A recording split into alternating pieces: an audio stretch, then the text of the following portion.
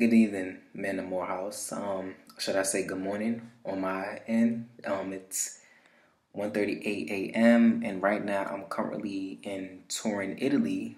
Actually, I am doing a program with Morehouse College, the new African Diaspora program with Dr. King, who was a sociologist professor at Morehouse College. Before I get into to answer the questions, that's on the fly, or that's on the paper for the requirements. I just want to say that I am grateful to be a part of this program. The reason why I decided to do the program was to transition to Morehouse College in the fall. Um, a lot of people don't know that I had got accepted to Morehouse College 2 years ago, which what happened made it happen 2 years ago, a year ago, 2015 in June. The year 2015 of June. Um, I was adamant and I was ready. I always wanted to come to this illustrious institution, but things was just not in place that year. Um, and both of my parents, my dad and my mom, filed bankruptcy, and there was no money coming in. And at that time, I had a job, but all my funds were going to help my parents pay the bill because I hate seeing my parents struggle. So that was one of the things. But you know, I was kind of devastated because I wanted to be a part of such this rich legacy that Martin Luther King left behind. And yeah, I was hurt. I was hurt that I couldn't, attend in that year. So, you know, yeah, it was just hard. It was just hard for me, to turn down that offer from Morehouse. Morehouse, produce good people, and just seeing like people like Spike Lee, Denzel Washington, and just watching the videos from NSO just send chills through my spine. It's like, wow, these are like this is lit. Like going into this institution, I'm going to become more than what expected.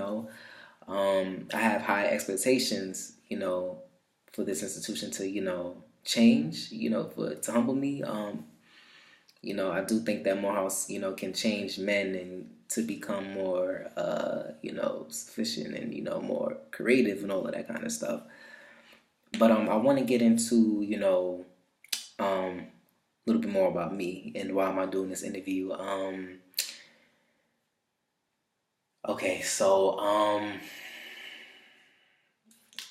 haven't really told nobody this on the trip, or like me personally, like I'm kind of the type of person that is like, it's hard for me to get out of my shell, and it's hard for me to explain certain things to people because I'm not sure what their reaction is going to be. Um, don't mind me. I'm sorry that I'm not dressed up for this interview. It's late. I have been doing a lot of work for classes, but like I said, I told my mother I was gonna get this done, and I was adamant. And I'm speaking with resistance. I hope I get accepted again. I hope I get some aid. But I wanna give you information about me. Like, okay, so the time that I faced a difficult time in my life, well, a challenge is when I was young. Um, there was there were some things that that wasn't really I don't know, from my mother's perspective. I don't know from her point of view is that when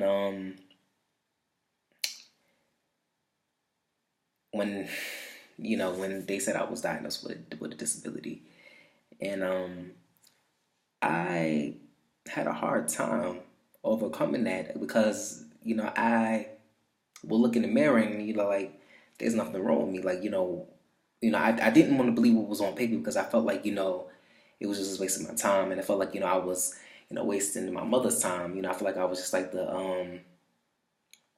I don't know how to put this in a sense. I don't know how to my words is all kind of tangled up right now. I just kind of feel like I was like slowing down my mother and my parents down because of my disability. But there's certain things I just don't like to talk about that. But now that I'm here talking about this, I feel like you can get a better understanding of me. But Yeah, that was one of the challenges I had to overcome. Like I wouldn't believe it. I just couldn't see it. I didn't think that I was diagnosed with ADD or all these other type of diagnoses. I didn't believe it because I felt like, I just felt like it was made up. And when I went to high school, well, middle school, and it was just like hard for me because it's like I didn't, being judged from people, throwing low blows at you. It was just hard getting bullied every day, and I just got fed up, and I just couldn't take it anymore. And that's when I just started hating myself because I felt like I was slowing myself down. I was letting my parents down because of my disability. I just kind of felt bad, and it took some time for me to overcome that situation. I just started looking myself in the mirror and just like, quoting from Malcolm X and Martin Luther King and just, idolize, just like idolizing myself as like, as a king, just like trying to brighten up my day because it was hurt. It was hurtful. It was hurtful. I dealt with depression for like about like 5.5 years. I even thought about, committing suicide and, certain things, speak tell and put in this video that I didn't tell my mom because I didn't want my mother to, find out. I started doing drugs. I remember I had my first I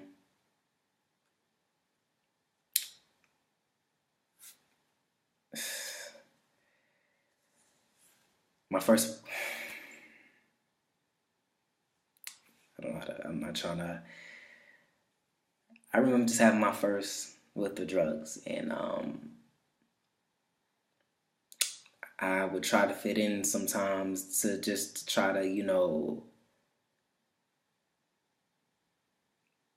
make people, accept me for who I am. But that was probably the worst decision I ever made in my life, was to try to go down that low and go down that wrong path, because it's just,